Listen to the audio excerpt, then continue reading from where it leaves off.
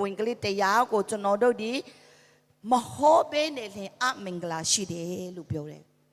ဘုရားသခင်ကသူဝင်ကလေးတရားကိုဟောပြောဖို့ရကျွန်တော်တို့ကိုတာဝန်ပေးထားတာဖြစ်တယ်ဒါကြောင့်မလို့ကျွန်တော်တို့တွေမဟောပေးနေအမင်္ဂလာရှိတယ်ဆရာမထပ်ပြောမယ်ဝင်ကလေးကိုမဟောပေးနေအမင်္ဂလာရှိတယ်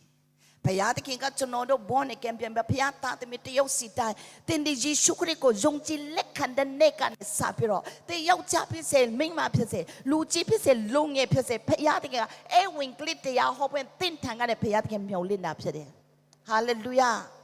ကျွန်တော်တို့ဝင်ကလေးတရားမဟောဘူးဆိုရင်အမင်္ဂလာရှိတယ်ဒါကြောင့်ကျွန်တော်တို့အစင်ပြီးဖြစ်စေခက်ခဲနေတယ်ဖြစ်စေကျွန်တော်တို့ဒီဖယားတခင်စေခိုင်းတော့အမှုကိုဖယားသားသမီးများကဟန်ဆောင်ရ၍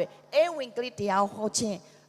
အစမှာပါဝင်ပြီးဝင်ကလေးဟောခြင်းကိုလည်းကျွန်တော်တို့ဒီမိကတော့ဟောရမယ်အကြောင်းသင်ယူရ၍ကျွန်တော်တို့ဒီပူပေါင်းပါဝင်လာတဲ့ခါမှာသူဝင်ကလေးတရားဟောခြင်းဝိညာဉ်ဖန်ဆီးခြင်းရဲ့အမှုထဲမှာရှိနေတော့ကောင်းကြီးမင်္ဂလာတွေတင်ပေါ်မှာတက်ရောက်မှာဖြစ်ပါတယ်ဘုရားသခင်သားတော်ယေရှုခရစ်ဒီလောကမှာရောက်စီလာခါမှာဝိညာဉ်ဖန်ဆီးခြင်းအမှုကိုပြောရဲ့ငါအမှုပြီးပြီလို့ကားတိုင်ပေါ်မှာကြေညာခဲ့တာဖြစ်တယ်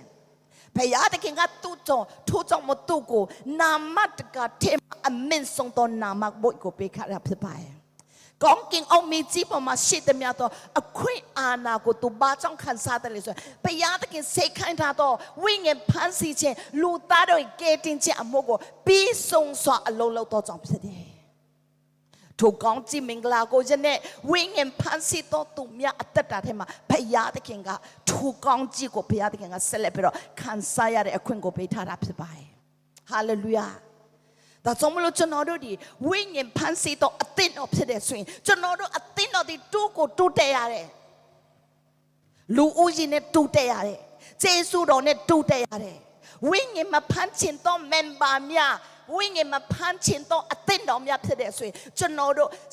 ဘယ်နည်းနဲ့မှတူးတက်ခြင်းကိုကျွန်တော်တို့ဘယ်လောက်ပဲလူချင်နေပါစေပင်ပန်းယုံပဲရှိတယ်ဟာလေလုယာဒီနေ့စားထူတက်ခြင်းနဲ့ဆိုရင်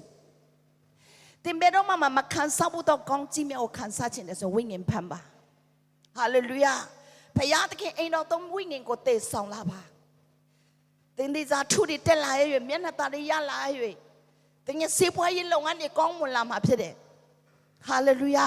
ဘုရားသခင်ကထိုအရာများကိုကျွန်တော်တို့ကိုပေးဖွင့်ရသူ့အတွက်ခက်ခဲသောအရာတစ်ခုမှမရှိပါစကြဝဠာတစ်ခုလုံးမှာရှိနေတော့ခတ်သိမ်းသောအရာများကိုယေရှုခရစ်နာမနဲ့ကျွန်တော်တို့ကိုပေးပြီးသားဖြစ်တယ်ဒါပေမဲ့ကျွန်တော်တို့လက်ထက်မှာဘာဖြစ်လို့မရောက်သေးတယ်လဲဆိုရင်ဘုရားစေခိုင်းထားသောအမှုထဲမှာကျွန်တော်တို့ဒီ 0% ပဲကျွန်တော်တို့ပါဝင်သေးတာဖြစ်တယ်ဟာလေလုယာကျွန်တော်တို့ဒီဘုရားသခင်ဝိညာဉ်တော်ဖန်ဆီးခြင်းမှာတင်ပြုတ်ဆရာရှိတယ်ကျွန်တော်ဒီစကားမပြောတတ်ဘူးကျွန်တော်ဒီစံစာမသိဘူးကျွန်တော်ဒီအခုမှပဲဘုရားကျောင်းကိုရောက်ရှိလာတာဖြစ်တယ်ကျွန်တော်ဒီအခုမှပဲစတင်တာဖြစ်တယ်တဲ့အကြောင်းပြဆရာအမျိုးကြီးရှိပါရဲ့ဒါပေမဲ့ဒီဝင်ကလေးတရားဟောခြင်းဆိုတာဟာတင်အပြိုးပိုင်မှမဟုတ်ဘူးတင်တငယ်ချင်းတင်မိသားစုတင်မိမတင်ယောက်ျားတင်အဖေအမေဖယားမတိသေးတော့သူများကိုဖယားကျောင်းကိုခေါ်လာပါဒီမှာတင်ပေးရမယ့်ဆရာမများရှိတယ်တင်းရဲ့ cell ထဲမှာလူတွေလာတဲ့အခါမှာသူတို့တယောက်စီတိုင်းကိုဖယားကျောင်းကိုခေါ်လာပါ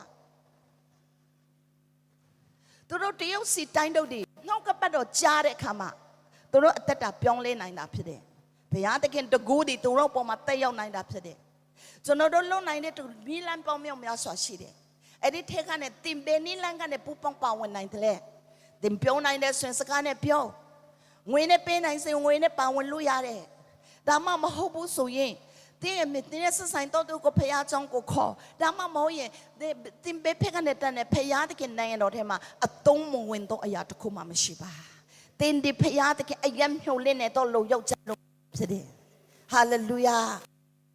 သူဘုရားရှင်နာမတော်ဘုန်းကြီးပါစေတင်ဒီယေရှုခရစ်ကသူ့ရဲ့အသက်ကိုပေးရတင်ကိုယ်တိုင်ကိုကေထုကေလွှတ်ခဲ့တာဖြစ်တယ်အဖို့တသိမထင်နဲ့ဆရာဒီကိုပဲကေတင်တာမဟုတ်ဘူးတင်ကိုယ်တိုင်ကိုဖျားတင်ကေတင်တာဖြစ်တယ်ဟာလေလုယာတခြားဘာမှမလုပ်နိုင်ဘူးဆိုဆူတောင်းခြင်းမှာကျွန်တော်ပါဝင်မယ်တင်ပါဝင်လို့ရတယ်ဟာလေလုယာဒါမှမဟုတ်ဘူးဆိုရင်ဒီဝင်ကလေးတရားကိုကိုယ်တိုင်မဟုတ်တတ်ဘူးဆိုရင် ကျမတို့မှာ Rhapsody of reality ရှိတယ်သင်သွားတဲ့နေရာတိုင်းမှာ Rhapsody reality လေးကိုယူသွားဒီစာအုပ်လေးဖတ်ကြည့်ပါသူများကိုလက်ဆင့်ကမ်းလို့ရတယ် Hallelujah ဒီဟာအိမ်ဝင်ကလေးတရားဟောခြင်းဖြစ်တယ်ဘုရားသခင်ကျေးဇူးတော်ကြောင့်ကျွန်တော်တို့အသင်းတော်ဟာ uniquely ဘုရားသခင်ကတိတိကျကျအိမ်ဝင်ကလေးတရားကိုဟောနိုင်ဖို့ရန်အတွက်ကျွန်တော်တို့ကိုအခွင့်အရေး Rhapsody of reality ကျွန်တော်တို့ရရှိထားတာဖြစ်ပါတယ် Hallelujah သင်တော်တဲ့နေ့အတိုင်းမှာ Rhapsody ကိုသွားပါ Rhapsody စာအုပ်ကိုယူသွားပြီးတော့လူတစ်ယောက်ကိုလက်ဆင့်ကမ်းခြင်းအပြင်သူ့ရဲ့အသက်တာထဲမှာဘုရားသခင်စကားပြောလို့ရရဲ့